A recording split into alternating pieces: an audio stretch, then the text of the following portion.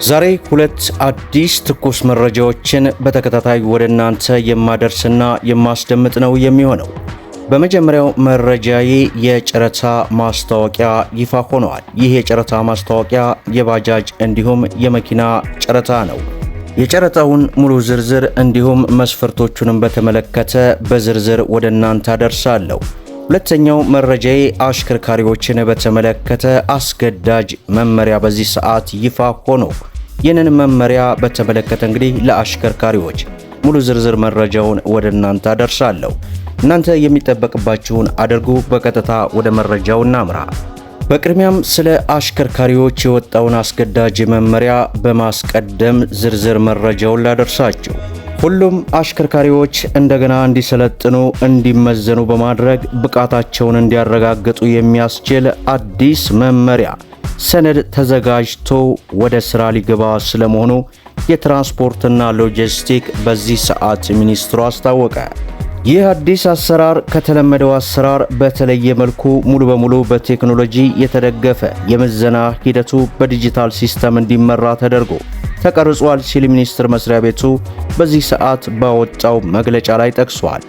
አሽከርካሪዎች ፈተናውን ከመውሰዳቸው በፊት ቅድሚያ ስልጠና ይወስዳሉ የተባለ ሲሆን በዚህ መሰረት ይህንን ሀገራዊ ፕሮጀክት በይፋ ወደ ትግበራ ለማስገባት በተለይም አጠቃላይ የአሽከርካሪዎች ምዘናና ስልጠናን በተመለከተ የትራንስፖርትና ሎጂስቲክ ሚኒስቴር ከኤስዲኤስ ሴፍቲ ጋር በመተባበር ለመስራት የሚያስችል የሥራ ውል ስምምነት መፈራረማቸው ተገለጸ።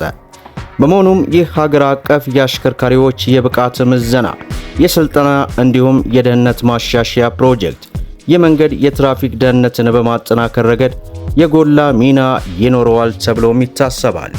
ማንኛውም አሽከርካሪ በሙሉ አዲስ የብቃት ምዘና በመውሰድና በተጠቀሰው መስፈርት መሰረት ብቃታቸውን በተጨባጭ በማረጋገጥ ብቻ እንዲያሽከረክሩ የሚያስገድድ ዘመናዊ የቁጥጥር ስርዓት ይዘረጋልም ተብሏል። የአሰራር የመንገድ ደህንነትን በከፍተኛ ደረጃ በማሻሻል ዜጎችን ብሎም ሁሉም የህብረተሰብ ክፍሎች በመንገድ የትራፊክ አደጋ ምክንያት ሞትና የአካል ጉዳት እንዲሁም የንብረት መውደም ለመቀነስ ጉልህ አስተዋጽኦ የሚያበረክት መሆኑ ከፍተኛ እምነት ተጥሎባታል ተብሏል።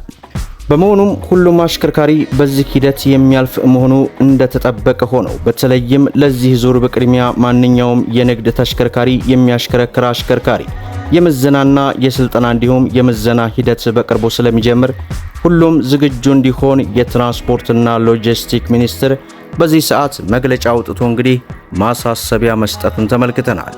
በሌላው መረጃችን የጨረታ ማስታወቂያ ይፋ ሆኗል። በጉምሩክ ኮሚሽን የድሬዳዋ ቅርንጫፍ ጽሕፈት ቤት ውርስ ሆኖ በመጋዘን የሚገኙ ባለሶስት እግር ተሽከርካሪና መኪኖች ማስታወቂያ በወጣበት ቀን ጀምሮ በግልጽ ጨረታ ባሉበት ሁኔታ ወዳድሮ መሸጥ እንደሚፈልግ በዚህ ሰዓት ይፋ አድርጓል። በዚህም መመሪያ መሰረት እንግዲህ ተጫራቾች ምን ማቅረብ አለባቸው የሚለውን በዝርዝር ያስቀመጠ ሲሆን ማንኛውም ዕድሜው ከ18 ዓመት በላይ የሆነ ኢትዮጵያዊ ዲጂታል ብሔራዊ መታወቂያ ያለው ተብሎ መስፈርት ውስጥ ገብቷል። ለጨረታ የቀረቡት ተሽከርካሪዎችም እንግዲህ የሚገኙት በድሬዳዋ መሆኑን ድርጅቱ ያሳወቀ ሲሆን የተሽከርካሪ አስመጪ ወይንም ባለቤት እና ቤተሰብ የሆነ ሰው በጨረታ መሳተፍ እንደማይቻል ይፋ አድርጓል። በጨረታው ሰነድ ላይ በተገለጸው መስፈርት መሰረት ለሚሳተፍ ወይንም መሳተፍ ለሚፈልግ ማንኛውም ኢትዮጵያዊ ተጫራች የጨረታ ሰነዱን ድሬዳዋ ጉምሩክ ኮሚሽን ግቢ ውስጥ ማግኘት እንደሚችልና ዘወትር በስራ ሰዓት ከቀን 15/09/2018 ጀምሮ ከሰኞ እስከ አርብ ከጧቱ 1 ሰዓት ተኩል እስከ ቀኑ 12 ሰዓት እንዲሁም ቅዳሜ 2 ሰዓት እስከ 6 ሰዓት ድረስ በመቅረብ ብር 100 ብር በመክፈል ሰነዱን በመግዛት ተሽከርካሪዎቹ በሚገኙበት መጋዘን በመቅረብ ማየት እንደምትችሉም አስነብበዋል። ባለሶስት እግር ተሽከርካሪን ሳያዩ ዋጋ ሰጥቶ ለሚፈጠረው ችግር የቅርንጫፍ ጽሕፈት ቤቱ ተጠያቂ እንደማይሆንም አስቀምጠዋል። ጨረታው የሚካሄድበት ቦታ ድሬዳዋ የሚሆን ሲሆን ተጫራቾች ባለሶስት እግር ለተሽከርካሪ የሚሰጠው ዋጋ ከቫት በፊት ያለው ዋጋ መሆን አለበትም ተብሏል። ተጫራቾች ተሽከርካሪውን ለመግዛት የሚያቀርቧቸው የመጫረቻ ዋጋ ለጨረታው ዋስትና ማስከበሪያ 5% በንግድ ባንክ በተረጋገጠ ሲፒኦ በድሬዳዋ ጉምሩክ ኮሚሽን ቅርንጫፍ ጽሕፈት ቤት ስም ማስገባት ይኖርባቸዋል ይላል።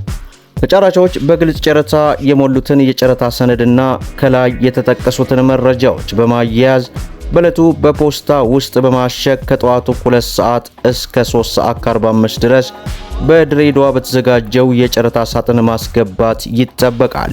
ጨረታውም የሚጀመርበት ቀን በ25/9 ወር 2018 ከጠዋቱ 3 ሰዓት 50 ላይ ተጫራቾች ወይንም ህጋዊ ወኪሎቻቸው በተገኙበት በድሬዳዋ ጉምሩክ ለጨረታ በተዘጋጀው ቦታ ሳጥኑ ይከፈታል። በጨረታው አሸናፊ የሆነ ተጫራች ለጨረታ ዋስትና ያስያዘው ሲፒዩ ከሚከፍለው ዋጋ ጋር የሚታሰብ ሲሆን ለአሸናፊ ተጫራች ደግሞ ሲፒዩ በ3 የሥራ ቀናት ውስጥ ተመላሽ ይደረግለታል። የጨረታ አሸናፊ የሆነ ተጫራች የተወዳደረበትን ተሽከርካሪ አሸናፊ ስለመሆኑ በደብዳቤ ከተገለጸበት ቀን ጀምሮ ባሉት 5 ተከታታይ የሥራ ቀናት ውስጥ ያሸነፈበት ገንዘብ ገቢ በማድረግ ተሽከርካሪውን መረከብ ይኖርበታል ይላል።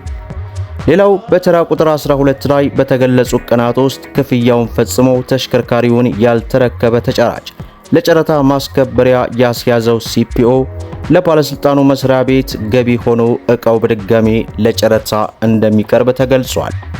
የጉምሩክ ኮሚሽን ቅርንጫፍ ጽሕፈት ቤት ጨረታውን በከፊልም ሆነ በሙሉ የመሰረዝ መብቱ የተጠበቀ እንደሆነ የተገለጸ ሲሆን ለበለጠ ማብራሪያ በስልክ ቁጥር 0915 46097 ወይንም 0912 88 57 46 መደወል እንደምትችሉ እንግዲህ በስክሪኑ ላይ የምትመለከቱት የጨረታ መረጃ በዚህ ሰዓት ከጄ ገብቶ ወደ እናንተ ይዤላችሁ ቀርብ ያለው ማለት ነው።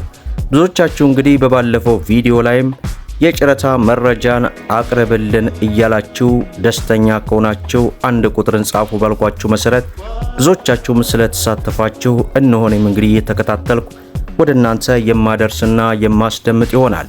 በተጨማሪም መግቢያ ላይ እንግዲህ የገለጽኩላችሁ ለአሽከርካሪዎች አጠቃላይ አሽከርካሪዎችን በተመለከተ አዲስ አስገዳጅ የሆነ መመሪያ እንግዲህ ከመንጃ ፍቃድ ጋር በተያያዘ የወጣው መመሪያ ለብዙዎች ስለሚጠቅም ላይክ ሸር እያደረጋችሁ ለበርካታ ወንድሞቻችን እንዲደርስ አድርጉ። ለቻናላችን አዲስ ከሆናችሁ ስለ መኪና ለማወቅና መኪናን በተመጣጣኝ ዋጋ ለመግዛት ይህ አዲሱ ሁለተኛው ትንሹ ቻናላችን ነው። ሰብስክራይብ በማድረግ እንዲሁም በየዕለቱ የሚለቀው መረጃ እንዲደርሳችሁ የኖቲፊኬሽን ማብራታችሁን አትዘንጉያል። ለዛሬ ያስኩላችሁ መረጃ ይህን ይመስላል። እስከ ፍጻሜው ድረስ አብራችሁን ስለቆያችሁ ልባዊ ምስጋናችን እየሰጠን በሌላ ቪዲዮ እስከምንገናኝ ወሰላሙ አለይኩም ወራህመቱላህ።